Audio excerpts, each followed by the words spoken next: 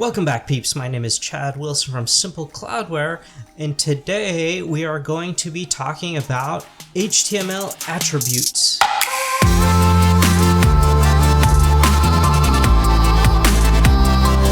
The next thing we want to talk about is attributes. And so when you look at one of these tags, for instance, here is a div tag, it has inside of it what's called an attribute. Now, an attribute contains extra information that won't appear in the actual content, like for instance this class.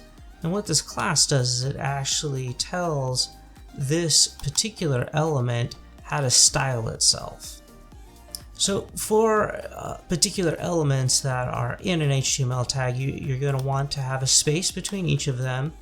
And many times it'll have the attribute name equals and then the particular parameters of that. Another example of this is the HTML tag, where you can see here we have the A element, which is an opening element, and then you have the /A, which is our closing, and in here is our attribute, and the href actually stands for a link.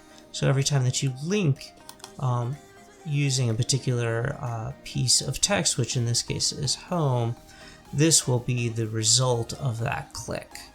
Now, one thing to note here on our attribute are the quotes.